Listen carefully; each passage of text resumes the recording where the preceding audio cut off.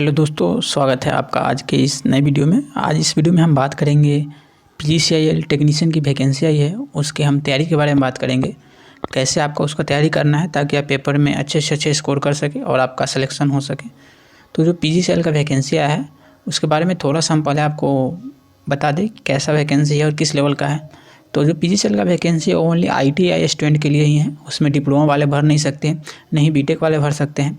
अगर आप ITI के बाद डिप्लोमा कर लिए फिर भी आप एलिजिबल नहीं है। ओनली आपके पास ITI का सर्टिफिकेट होना चाहिए। बहुत इंपॉर्टेंट होता है कि बहुत ऐसे कम कैंडिडेट होते हैं जो ITI के बाद रुकते हैं, बहुत सारे बच्चे डिप्लोमा कर लेते हैं। तो जो ITI फ्रेशर है उनके लिए काफ़ी अच्छी वैकेंसी है। दूसरी बात है कि इसमें एज की भी क्राइटेरिया होती है, ज़्यादा एज नहीं दिया जाता है। तो मान 27 ईयर तक ही UR का एज है, तो इसमें एज जिनकी कम है उनके लिए बेनिफिट होता है। तो लगभग आई होप सबने फॉर्म भर लिया होगा, और नहीं भरे तो भर लीजिए, भी 12 तारीख तक उसका लास्ट डेट था और बहुत अच्छी वैकेंसी है। तो इसके तैयारी के बारे में हम बता देते हैं, क्योंकि वैकेंसी काफ़ी दिन बाद आई है, लगभग 2018-19 के बाद, लगभग 4 से 5 साल बाद आई है। तो इसकी पेपर पिछली बार हुई थी 2018 में, तो उसकी मैंने क्वेश्चन पेपर अपने टेलीग्राम में शेयर कर दिया है। अगर आप हमारे टेलीग्राम से नहीं जुड़े हैं तो आप हमारे इस वीडियो के डिस्क्रिप्शन में लिंक दिया गया है, वहाँ से लिंक पे क्लिक करेंगे, टेलीग्राम में ऐड हो जाएंगे। अगर आपको वीडियो स्लो लगे तो आप तेज़ करके देख लीजिएगा। तो देखिए, जो तैयारी के बारे में बात करते हैं तो क्वेश्चन का पहले हम पैटर्न समझते हैं और कितना कितना क्वेश्चन आता है सब्जेक्ट में उसको हम देखते हैं। तो देखिए, हमारे पास जो क्वेश्चन का जो पैटर्न है कुछ ऐसा PGCIL के नोटिफिकेशन में लिखा हुआ है और ऑलमोस्ट ऐसा होता ही है, तो आप इसको ध्यान देंगे। देखिए, जो टेक्निकल है जिसको कि हम टेक से लिखे हुए हैं, टेक्निकल में क्या है, टेक्निकल में आपके पास टोटल 120 क्वेश्चन रहेंगे, जिसमें क्या होगा कि आपके पास एक क्वालिफाइंग मार्क दिया गया है, कितना % आपको मिनिमम क्वालिफाइंग कर लाना ही है। मतलब एक क्राइटेरिया होती है कि हाँ, आपको 40% UR कैटेगरी से बिलोंग करते हैं तो आपको लाना ही होगा, या अगर आप कैटेगरी में है जैसे ST ST OBC है तो आपको 30% लाना होगा। तो ये इनकी एक क्वालिफाई करने की क्राइटेरिया होती है। तो जो JEE की एग्ज़ाम होती है उसमें अलग अलग होती है, मतलब 120 में भी आपको क्वालिफाई करना होगा और 50 में भी क्वालिफाई करना होगा।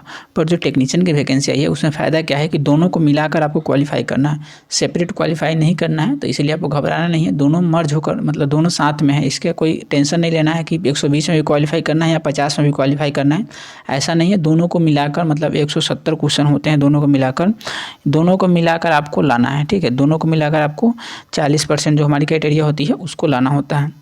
तो देखिए, 120 क्वेश्चन जो होते हैं टेक्निकल के होते हैं, सिर्फ टेक्निकल के होते हैं, और 50 क्वेश्चन जो होते हैं वो नॉन टेक के होते हैं। तो नॉन टेक और टेक दोनों काफ़ी इंपॉर्टेंट रोल प्ले करते हैं अगर आपका PGCIL में सिलेक्शन लेना है तो देखिए कौन किस सब्जेक्ट पे हमको ज़्यादा मतलब ध्यान देना चाहिए ताकि मेरा सिलेक्शन हो सके और अच्छे मार्क्स आ सके पेपर में। तो जो सिलेबस जिस पे आपको ज़्यादा फोकस करना है उसके बारे में बता दूँ। तो पहले मैं टेक्निकल के बारे में बात कर लेता हूँ। जो टेक्निकल है उसके बारे में हम बात कर लेते हैं, किस पे आपको ज़्यादा फोकस करना है। इसलिए हम इस पे बात करते हैं ज़्यादा फोकस, इसलिए हम 120 नंबर पे ज़्यादा करते हैं, क्योंकि इससे ज़्यादा हमारा मेरिट में रैंक का डिसाइड होगा। क्योंकि अगर आप 120 पे ज़्यादा ध्यान देते हैं तो आपका जो मार्क्स है मैक्सिमम यहीं से उठता है, 120 नंबर से ही आप ज़्यादा स्कोर कर सकते हैं, तो इसको आप ज़्यादा ध्यान देंगे। और 50 नंबर भी एक है सब्जेक्ट है, स्कोरिंग सब्जेक्ट है, पर ज़्यादा आप 120 नंबर पर ध्यान देंगे तो आपका ज़्यादा स्कोर हो सकता है। तो चलिए हम एक एक करके बताते हैं। 120 पे भी देखेंगे, बात करेंगे किस पोर्शन पे आपको ज़्यादा ध्यान देना है, और 50 क्वेश्चन है इस पे भी हम ध्यान देंगे किस पोर्शन पे आपको ज़्यादा ध्यान देना है और आसानी से आपका कवर हो सके, और किस लेवल का क्वेश्चन आता है ये भी मैं आपके साथ डिस्कस करूँगा। तो देखिए, आगे चलते हैं तो आगे हम आपको बता देते हैं। देखिए, आगे हम बात करते हैं 120 और 50 के बारे में। तो देखिए, जो 120 क्वेश्चन सबसे पहले आ रहे हैं टेक्निकल के, उसमें 120 में ना सबसे ज़्यादा आपको ध्यान देना है पावर सिस्टम पे देना है, क्योंकि पावर ग्रिड का जो पेपर होता है उसमें मोस्टली जो क्वेश्चन होते हैं, अधिकतर जो क्वेश्चन होते हैं वो पावर सिस्टम से होते हैं। जैसे पावर सिस्टम में HVDC हो गया, HVAC हो गया, हाई वोल्टेज ट्रांसमिशन डिस्ट्रीब्यूशन, ये सब होते हैं ना, इससे बहुत सारे क्वेश्चन आते हैं। जनरेशन से भी आते हैं, फॉल्ट से भी आते हैं, सर्किट ब्रेकर से भी आते हैं, फ्यूज से भी आते हैं। पावर सिस्टम से बहुत सारे क्वेश्चन आते हैं PGCIL के पेपर में। पावर सिस्टम और एक साथ और मैं इसके साथ ऐड कर देता हूँ सब्जेक्ट को, जो कि पावर सिस्टम के साथ ही होता है ये भी सब्जेक्ट, लगभग एस्टिमेटिंग कॉस्टिंग बोल दीजिए, या फिर यूटिलाइजेशन ऑफ इलेक्ट्रिकल इंजीनियरिंग के नाम से इसको जानते हैं, जिसको कि हम UEE बोलते हैं, यूटिलाइजेशन ऑफ इलेक्ट्रिकल इंजीनियरिंग के नाम से जानते हैं। इन दोनों को हम इसके साथ ही ऐड करते हैं। अगर इन दोनों को हम मिला दें तो इससे लगभग आपके 120 नंबर में, इससे लगभग आपके 40 से 50 क्वेश्चन के आसपास, 40 से 50 क्वेश्चन इन दोनों सब्जेक्ट से मिलकर आ जाते हैं। तो ये बहुत ज़्यादा मतलब मेजर रोल प्ले करता है 120 क्वेश्चन के अंदर। तो इस पे आप ज़्यादा ध्यान देंगे, इन दोनों सब्जेक्ट पे आप ज़्यादा ध्यान देते हैं तो आपका निश्चित ही बहुत अच्छा स्कोर हो जाएगा। अगर आप 100 पावर सिस्टम और utilization of electrical engineering utilization of electrical engineering के अंदर आपको जैसे पढ़े होंगे बल्ब हो गया, फिर उसके बाद जो हमारे अलग अलग टाइप के लैंप होते हैं, वेल्डिंग होते हैं, इन सब चीज़ों से पूछा जाता है क्वेश्चन में। तो इन यूटिलाइजेशन हो गया और पावर सिस्टम हो गया। तो पावर सिस्टम और यूटिलाइजेशन पे आपको सबसे ज़्यादा ध्यान देना है, इससे ज़्यादा क्वेश्चन आते हैं। ये बहुत ज़्यादा वेटेज होता है पेपर में, पावर ग्रिड के पेपर में, चाहे वो ITI हो चाहे डिप्लोमा हो। आपने पेपर नहीं देखा है तो हमारे टेलीग्राम में पेपर डाउनलोड है, वहाँ से देख लीजिएगा इसको। तो पावर सिस्टम में बहुत ज़्यादा वेटेज है, पावर ग्रिड में पावर सिस्टम का और यूटिलाइजेशन का भी बहुत ज़्यादा वेटेज है। दूसरा हम बात करते हैं, दूसरा किस सब्जेक्ट पर आपको ज़्यादा ध्यान देना है। तो देखिए दूसरा आपको ध्यान देना है वो इलेक्ट्रिकल मशीन पे देना है, इलेक्ट्रिकल मशीन पे देना है। इलेक्ट्रिकल मशीन पे, मशीन में कई सब्जेक्ट है। देखिए मशीन में आपको ट्रांसफार्मर भी है, मोटर भी है, उसके बाद जनरेटर भी है, सिंक्रोनस है, इंडक्शन है, सबका है, सिंगल फेज है। तो देखिए मशीन के आपको लगभग 5 सब्जेक्ट 4 सब्जेक्ट मिलते हैं, तो चारों पे ध्यान देना है। मशीन से भी लगभग आपको ना, मशीन से लगभग ना 25 क्वेश्चन के आसपास आपको मिल जाएगा मशीन से। तो मशीन से भी 25 क्वेश्चन के आसपास आपको देखने को मिलता है। तो सोच लीजिए यहाँ से 50 के आसपास और मशीन से 25 क्वेश्चन, मतलब 75 क्वेश्चन आपके यहाँ 2 सब्जेक्ट से हो जाते हैं। 70 से 75 क्वेश्चन आपके 2 सब्जेक्ट से हो जाते हैं, पावर सिस्टम, मशीन। हम यूटिलाइजेशन को इसके साथ ही अटैच करें, आप माने तो 3 सब्जेक्ट मान सकते हैं। बाकी यूटिलाइजेशन लगभग पावर सिस्टम की तरह ही एस्टिमेटिंग, कॉस्टिंग, लाइटिंग, अर्थिंग के रिलेटेड, वो पावर सिस्टम से रिलेटेड होता है थोड़ा बहुत। तो इसको आप मान सकते हैं, 3 सब्जेक्ट मान लीजिए आप अपने हिसाब से। तो पावर सिस्टम हो गया, यूटिलाइजेशन हो गया और इलेक्ट्रिकल मशीन हो गया। इन तीनों से मिलाकर लगभग आपका ना पेपर का 50% से ज़्यादा क्वेश्चन इन तीनों से ही आ जाते हैं। 120 क्वेश्चन में आपके 75 क्वेश्चन के आसपास इन 2 सब्जेक्ट से आ जाते हैं। सोचिए 3 सब्जेक्ट से आ जाते हैं। तो इसलिए इन 3 सब्जेक्ट पर आपको सबसे ज़्यादा फोकस करना है। और कौन कौन से सब्जेक्ट होते हैं उनके बारे में आपको बता देते हैं। तो देखिए और आपके पास कौन कौन सब्जेक्ट है। तो 3 सब्जेक्ट हमने बात कर लिया, हमने पावर सिस्टम की बात कर ली, हमने EE की बात कर ली, हमने मशीन की बात कर ली। अब हम बात करते हैं नेक्स्ट जो सब्जेक्ट हमारे पास है, इससे लगभग आपके 75 क्वेश्चन आ गए मतलब 75 क्वेश्चन इससे आपको आ जाते हैं। अब हमारे पास कितने क्वेश्चन बचते हैं उसके बारे में हम डिस्कस करते हैं। तो देखिए जो आपके पास अगेन क्वेश्चन आते हैं वो सबसे ज़्यादा वेटेज होते हैं हमारे पास, वो होते हैं हमारे पास इलेक्ट्रॉनिक्स। जो बेसिक इलेक्ट्रॉनिक है, बेसिक इलेक्ट्रॉनिक्स का पार्ट होता है ना, बेसिक इलेक्ट्रॉनिक्स और जो बेसिक इलेक्ट्रिकल, इन दोनों का क्वेश्चन भी बहुत ज़्यादा आते हैं। बेसिक इलेक्ट्रिकल और बेसिक इलेक्ट्रॉनिक का, बेसिक इलेक्ट्रिकल और बेसिक इलेक्ट्रॉनिक को आपको हम इसलिए साथ बता रहे हैं क्योंकि इनमें थोड़ा सा ही डिफरेंस है, ज़्यादा नहीं है। बेसिक इलेक्ट्रॉनिक्स क्या है कि आपको जो इलेक्ट्रॉनिक्स की चीज़ों के बारे में पढ़ना होता है, और बेसिक इलेक्ट्रिकल है जो कि बेसिक इलेक्ट्रिकल के बारे में पढ़ना होता है। लेकिन दोनों के स्टार्टिंग में देखेंगे तो बेसिक है, मतलब दोनों का बेसिक ही पढ़ना है आपको। एडवांस में नहीं जाना है कि हाँ एनालॉग को अलग पढ़ना है, डिजिटल को अलग पढ़ना है, ऐसा नहीं है। दोनों को आपको साथ ही पढ़ना है। तो आपको अगला जो हमारे पास पढ़ना है वो क्या है, बेसिक इलेक्ट्रॉनिक और बेसिक इलेक्ट्रिकल है। तो बेसिक इलेक्ट्रॉनिक और बेसिक इलेक्ट्रिकल में हम क्या बता रहे हैं कि आपको कि बेसिक इलेक्ट्रॉनिक जो होता है ना, वो दोनों में बेसिक और बेसिक इलेक्ट्रिकल दोनों में बेसिक लगा, मतलब इसका एडवांस नहीं पढ़ना, आपको बेसिक ही पढ़ना है। तो बेसिक में देखिए बेसिक इलेक्ट्रिकल से भी ना बहुत सारे क्वेश्चन आते हैं, जैसे आपको रेजिस्टेंस कैलकुलेट करने के लिए दे देगा, ओम्स लॉ का फार्मूला पूछ लेगा। आप जब PYQ देखेंगे तो वहाँ पर डायरेक्ट पूछा गया है ओम्स लॉ का क्या फार्मूला होता है, करेंट का क्या यूनिट होती है, तो बेसिक चीज़ें पूछी जाती है।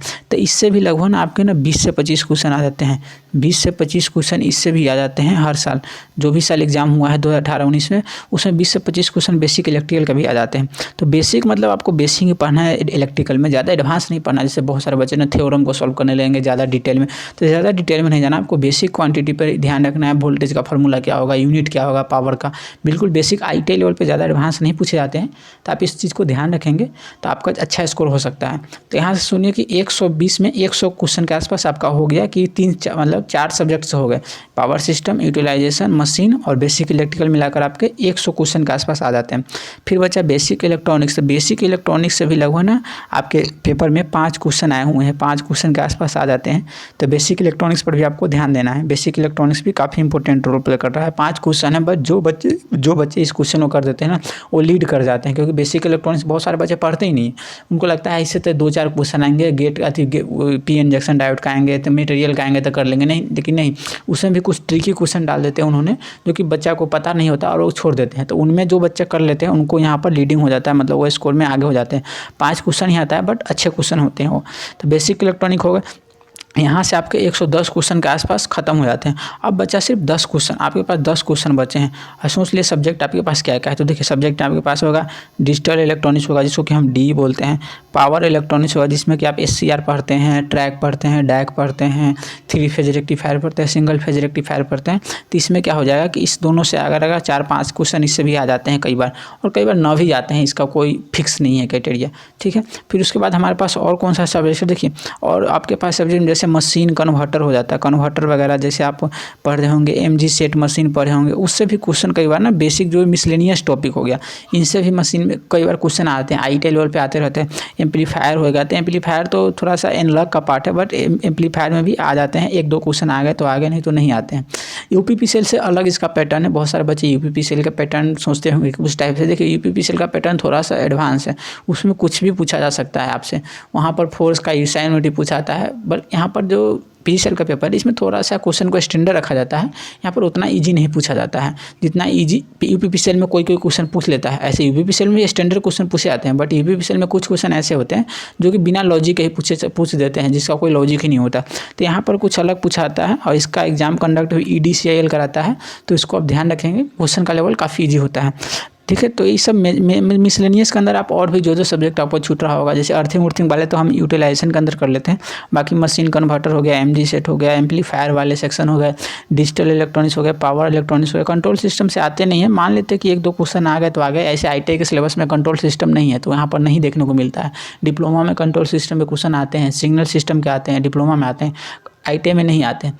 तो इतने सब्जेक्ट हो गए, इनसे आपके 120 क्वेश्चन आते हैं। और इसमें जो आपको मैंने बताया कि मेजर सब्जेक्ट बताया, जैसे पावर सिस्टम बताया, यूटिलाइजेशन ऑफ इलेक्ट्रिकल इंजीनियरिंग बताया, बेसिक इलेक्ट्रिकल बताया, मशीन बताया, फिर उसके बाद हम क्या बताए 1 2 3 4, और उसके बाद हमारे पास एक हो गया बेसिक इलेक्ट्रॉनिक्स ही मान लेते हैं। तो इन 4-5 सब्जेक्ट से ना आपके ना काफ़ी नंबर आते हैं, मतलब 100 के आसपास क्वेश्चन इसी से आ जाते हैं।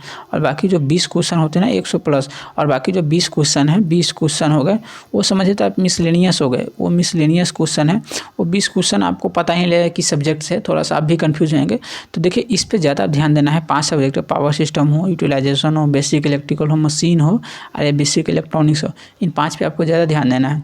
बाकी 20 क्वेश्चन आपसे हो जाएगा, ऐसा नहीं है कि नहीं होता, बहुत हो जाते हैं। बहुत सारे बच्चे को आप थोड़ा बहुत पढ़ते होंगे, डिजिटल का पार्ट हो गया, एनालॉग का पार्ट हो गया, एम्पलीफायर हो गया, इसमें से ही आते हैं। पावर इलेक्ट्रॉनिक्स हो गया, हो सकता है कई बार कंट्रोल सिस्टम की एक डाल देते हैं, तो वहाँ से आ सकते हैं। तो मिसलेनियस के अंदर हम इसको रखते हैं, तो यहाँ पर आपको 20 क्वेश्चन देखने को मिल सकता है। बाकी 100 क्वेश्चन के आसपास आपको इसी सब्जेक्ट से पूरा आ जाता है। तो इस चीज़ को आप ध्यान रखेंगे और इस चीज़ में आप ज़्यादा फोकस करेंगे, तब जाकर आपका स्कोर इसमें अच्छा हो सकता है। आगे हम बात कर लेते हैं। देखिए अब आगे हम नॉन टेक का बात करते हैं। तो देखिए नॉन टेक में हमारे पास 50 क्वेश्चन है, टोटल नॉन टेक का है। नॉन टेक का 50 क्वेश्चन है। तो देखिए पिछले बार 2018 में पेपर हुआ था, उसमें क्या था कि जीके नहीं आ रहा था, ठीक है। बट अब क्या हुआ है कि अब 50 क्वेश्चन में आपका पैटर्न क्या रहने वाला है मैं आपको बताता हूँ। आपको मैथ भी रहेगा, ठीक है। ऐसे पेपर में तो दिया नहीं है, नोटिफिकेशन में साफ नहीं लिखा है क्या क्या रहेगा, सीधे एप्टीट्यूड वगैरह डाल दिया है, बट मैं आपको मतलब डिटेल बता रहा हूँ क्या क्या रहेगा। रीजनिंग भी रहेगा, ठीक है, रीजनिंग भी रहेगा, आपको रीजनिंग रहेगा। फिर उसके बाद आपके जीके का क्वेश्चन रहेगा, जीके का, और उसमें जनरल साइंस भी रहता है, तो जनरल साइंस भी हम डाल देते हैं, ठीक है। फिर उसके बाद इंग्लिश रहेगा, ठीक है। तो आपको इतने सब्जेक्ट मिलेंगे, मैथ होगा, रीजनिंग होगा, जीके जीएस होगा और इंग्लिश होगा। अब इसमें से क्वेश्चन कितने कितने पूछे जाएंगे, तो देखिए मैथ हैं आपके हो सकते हैं 15 हो सकते हैं या 10 हो सकते हैं, मान लेते हैं 15। रीजनिंग में 10 होंगे आपके, जीके जीएस के 15 होते हैं और इंग्लिश के 10 होते हैं। टोटल 50 होते हैं, 15 15 30 40 50। तो इन 4 सब्जेक्ट को मिलाकर टोटल 50 क्वेश्चन आते हैं। तो कुछ इस प्रकार से इनका पैटर्न भी होता है। मैथ का 15 हो जाते हैं, रीजनिंग का 10 हो जाता है, जीके जीएस का 15 हो जाता है और इंग्लिश का 10 होता है। तो इतना क्वेश्चन आपको पूछे जाते हैं। टोटल 50 क्वेश्चन में कुछ इस टाइप से इसका पैटर्न होता है। तो देखिए आप जो जीके जीएस है उसको आप थोड़ा सा कर लेंगे तो कम टाइम में अच्छा स्कोर कर लेंगे। रीजनिंग लगभग सभी बच्चे कर लेते हैं, तो रीजनिंग के लिए आप ज़्यादा फोकस नहीं करिएगा। देखिए आप मैथ को थोड़ा कीजिएगा अच्छे से, मैथ का लेवल कई बार थोड़ा ठीक आ जाते हैं और कई बार नॉर्मल भी आते हैं। तो मैथ को थोड़ा सा आप पढ़ लीजिएगा। अगर आपके पास प्रैक्टिस नहीं है मैथ का तो बेसिक मैथ पढ़ लीजिएगा 10th स्टैंडर्ड का, वो आपका काम देगा। ज़्यादा एडवांस नहीं पढ़ना है मैथ में, नॉर्मल मैथ ही पढ़ना है, तो आपको ज़्यादा हेल्प होगा। इस पर थोड़ा आपको काम करना है, ठीक है। तो इस पर आपको थोड़ा देख लेंगे मैथ को, तो मैथ वाले पोर्शन को आप थोड़ा देख लीजिएगा। उसके बाद इंग्लिश है, तो इंग्लिश में थोड़ा आप जो एंटो साइनो होता है उसको थोड़ा रिवीजन कर लेंगे, तो इससे आपका स्कोर हो जाएगा। अगर यहाँ देखिए नॉन टेक में क्या होता है ना कि नॉन टेक में अगर आप अच्छा स्कोर कर लेते हैं तो आप अदर बच्चे से काफ़ी आगे चले जाते हैं। अगर नॉन टेक में अगर 50 नंबर का नॉन टेक का पेपर है अगर 50 नंबर में आप अगर 30 प्लस स्कोर अच्छा से कर लेते हैं तो आपका क्या होगा, आपका सिलेक्शन के होड़ में आप बहुत आगे हो जाएंगे। 50 क्वेश्चन में आपका 30 क्वेश्चन से 30 प्लस स्कोर कर लेते हैं तो आपका क्या होगा कि आपका स्कोर बहुत अच्छा हो जाएगा। आप बहुत अच्छे बच्चे मतलब और बच्चे से बहुत आगे निकल जाएंगे। तो नॉन टेक पे आपको ज़्यादा ध्यान देना की ज़रूरत भी नहीं है, लेकिन हाँ ध्यान ऐसा नहीं है कि देना ही नहीं है, देना है बट उतना ही नहीं देना जितना काम लायक है, ठीक है। तो अब मैथ जो भी पोर्शन पर मैंने बताया, जैसे मैथ पे बताया था, मैथ पे देना है आपको ध्यान ज़्यादा, और इंग्लिश पे देना। मैथ इंग्लिश थोड़ा बच्चे कमज़ोर होते हैं, जो भी बच्चे थोड़ा यूपी बिहार से आते हैं उनका तो और कमज़ोर होते हैं, यूपी बिहार झारखंड से होते हैं इनको थोड़ा कमज़ोर होते हैं, जिनको थोड़ा काम करने की ज़रूरत है। मैथ इंग्लिश से कर सकते हैं थोड़ा सा काम। बाकी जीएस आपका ठीक होगा हम उम्मीद करते हैं, और बाकी रीजनिंग तो लगभग सब बच्चे कर लेते हैं, तो आप भी कर लेंगे। तो ये रहा यहाँ का सिलेबस पैटर्न, ठीक है। इसके बाद जैसे आप एग्ज़ाम क्लियर करते हैं तो उसके बाद एक प्री मेडिकल मतलब इंटरव्यू टाइप का होता है, आपका इंटरव्यू टाइप का होता है, ठीक है। इंटरव्यू होता है जिसको कि हम स्किल टेस्ट के नाम से जानते हैं, ठीक है। स्किल टेस्ट के नाम से, स्किल टेस्ट बहुत ईजी होता है, बिल्कुल ईजी होता है। आप स्किल टेस्ट के लिए टेंशन न ले, इसमें कोई इसरो की तरह चाहे बार की तरह नहीं होता है कि मशीन ऑपरेट करवाया जाता है। इसमें नॉर्मल इंस्ट्रूमेंट रखे जाते हैं, वहाँ से आपका नाम पूछा जाता है कि क्या इसका नाम है इंस्ट्रूमेंट का, क्या इसका नाम है, तो नॉर्मल चीज़ होता है, ठीक है। तो ज़्यादा स्किल टेस्ट के लिए आप घबराएं नहीं, नॉर्मल जब आपका रिटन क्लियर हो जाएगा तो आपका स्किल टेस्ट हो जाएगा क्लियर। और जो भी जो कट ऑफ है वो कट ऑफ मेनली आपको बनेगा वो रिटन के आधार पर बनेगा। जो भी आपका कट ऑफ है वो क्या बनेगा, रिटन के आधार पर बनेगा, ठीक है। रिटन के आधार पर बनेगा, रिटन जो होता है ना रिटन एग्ज़ाम, उसके रिटन एग्ज़ाम के आधार पर बनेगा आपका कट ऑफ। तो कट ऑफ के लिए आप टेंशन ना रखें, कट ऑफ में रिटन में जितना मार्क्स लगेगा उसी के आधार पर आपको जगह मिलेगा उसमें। तो ध्यान रखिएगा, ये रहा इसका सिलेबस, इसका तैयारी करने का तरीका। और मैं बता दूँ थोड़ा सा कि आप हमारे टेलीग्राम से नहीं जुड़े तो जुड़ जाइएगा, हमारे हर वीडियो के डिस्क्रिप्शन लिंक में टेलीग्राम का लिंक दिया गया है, वहाँ से क्लिक करेंगे तो आप ऐड हो जाएंगे टेलीग्राम में। और मैं इस PGCL का टेक्नीशियन का एग्ज़ाम है उसके लिए मैं क्वेश्चन प्रैक्टिस लाऊंगा, क्वेश्चन का प्रैक्टिस लाऊंगा, तो आप लोग जुड़े रहिएगा। तो वहाँ पे हम बहुत सारे क्वेश्चन प्रैक्टिस कर लेंगे, ठीक है। क्वेश्चन प्रैक्टिस करने से आपको क्या हो जाएगा कि थोड़ा सा आपको हेल्पफुल हो सकता है। तो आप जब भी हमारे चैनल पे नए हैं तो आप सब्सक्राइब कर लीजिएगा, ताकि मैं जो भी क्वेश्चन प्रैक्टिस लाऊँ, हो सकता है 1-2 दिन में मैं क्वेश्चन का प्रैक्टिस बहुत सारा लाऊँ, तो आप वहाँ से जुड़ जाइएगा। और मैं 1 रुपये में टेस्ट सीरीज चलाने वाला हूँ, तो उसको आप ज़रूर लोग ज्वाइन कीजिएगा। मैं सोच रहा हूँ, वही प्लान बना रहा हूँ, लगभग रेडी है, बस थोड़ा सा इसमें काम करना है। अगर सही सलामत हो जाता है तो मैं 1 रुपये हमारा टेस्ट सीरीज दूँगा आपको, ठीक है। और आप लोग टेस्ट दीजिएगा फ्री में एकदम, 1 रुपये में कोई ज़्यादा पेमेंट नहीं है। सिर्फ मैं आपको मतलब ऐसे नॉमिनल ले रहा हूँ कि कौन कौन से बच्चे इसमें ले रहे हैं, ये मैं देखना चाहता हूँ 1 रुपये में, ठीक है। पैसा 1 रुपये लेने का मतलब मेरा यही मकसद होता है। तो बाकी आप लोग चैनल से जुड़े रहिएगा, मैं क्वेश्चन प्रैक्टिस लेकर जल्द ही आ रहा हूँ PGCL टेक्नीशियन के लिए। और कोई भी आपको डाउट होगा तो हमें कमेंट कर सकते हैं, आप हमारे टेलीग्राम में जुड़ के हमको टेलीग्राम में पर्सनली मैसेज भी कर सकते हैं, हमारा ईमेल भी है, ईमेल भी कर सकते हैं आप हमको। कोई भी आपका क्वेरी हो कैरियर से रिलेटेड या फिर कोई भी PGCL से रिलेटेड क्वेरी हो तो हमें आप कमेंट कर सकते हैं और हमसे कॉन्टैक्ट भी कर सकते हैं आप। सो आज की वीडियो को यहीं समाप्त करते हैं, मिलते हैं नए वीडियो में, तब तक के लिए अपना ध्यान रखिएगा, धन्यवाद।